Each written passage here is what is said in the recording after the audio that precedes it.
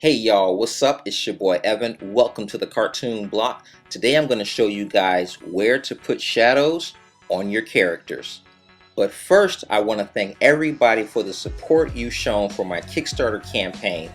We only have a few hours left until the campaign ends. Remember, you can only get this book by pledging before the July 12th deadline. This book will not be sold in stores or online after the campaign ends, so hurry now. And due to popular demand, you can now get a PDF version of the book for all backers who pledge $15 or more. We're almost at our second stretch goal. You can still upgrade your pledge and continue spreading the word to all your friends. Click the link in the description below. Thanks again. Now let's begin today's tutorial. So here's a sketch that I have where I'm going to go ahead and erase all the construction lines that are underneath the drawing because I don't want the Copic markers that I'll be using to smear the pencil lines. And I'm going to now, as you see, tighten up a few lines that I like and want to keep. Now I'm going to show you guys one of my secrets. I like to use my toys and action figures and put them under lighting to determine where the shadows and highlights go on my drawings. And I use this trick frequently. If I don't have access to a model or something, then I highly recommend you use your toys as models. And I only use the toys to get a rough idea of where the shadows go. As you can see, the Thor toy that I use has a similar kind of facial structure as this character. You don't have to use a toy that has the same exact face as the character that you're drawing, but just something that roughly has a similar structure. You can really use any kind of toy that has a face, a humanoid face. Because all you want is just a simple general idea of where to place shadows on your character. So I get this question all the time. Cartoon block, Evan, how do you know where to place the shadows on your drawings? Well, this is how. You get one of your toys, hold it up to a light, take a picture of it, study it, and look where the shadows are on the toy. I'm sure a lot of you guys, if you're a comic book nerd and geek like myself, you have a toy or a statue of a superhero somewhere lying around in your room. And now it's time for you to use that toy or statue to help improve your art skills. And using the grayscale Copic markers is a pretty cool technique. Really, it can be any kind of marker. It doesn't have to be Copic.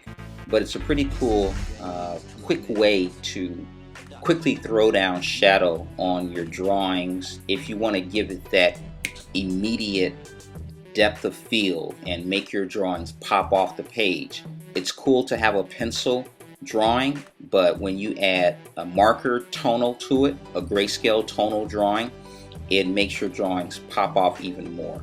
Now if you want, you could stop right here and the drawing could be done. I'm just doing this for the purposes of my own sketchbook. But I'm going to continue using the Cool Gray C4 marker to put in the core shadows, beginning with his hair and his face up here.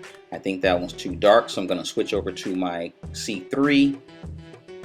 And looks like that one maybe still kind of dark. So I'm going to go back to my C2 Cool Gray. Keep in mind that you can use the same color or the same marker like this C2 to go over the previous areas, and it will just make it darker in that area. Now if you want, you could stop here at stage 2 with simply having the shadows and the core shadows. But let's go ahead and continue on. I'm going to be using the 03 Micron Pigma Sensei inking pen and just kind of fully flesh it out a little bit more. Like I said, you don't have to go this far. It depends on how far you want to take the drawing.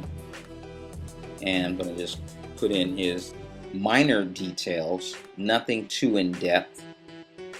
So what kind of toys do you guys have lying around your house? Do you have any action figures or figurines or maquettes or statues that you could use and put a lamp next to help you know where shadows go. Once I'm done using the micron, sometimes I like to switch over using my Pilot Fudayaku brush pen, and that allows me to have a little bit more freedom with inking and getting some broad strokes and thick and thin lines. So what marker or what inking utensil do you like to use? So I use this and my microns, kind of go back and forth. It doesn't matter, just whatever you're comfortable with. But keep in mind you can use any kind of marker for this technique to quickly put down the shadows on your figure, and just simply by using your toys. Got a few more rendering marks to put down here on his body just to kind of touch it up.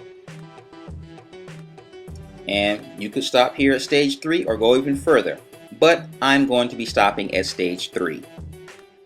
I'm going to be giving away one set of these cool gray sketch markers to one lucky person.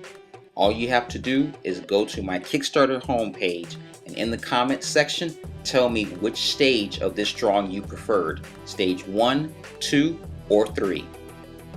Till next time, deuces.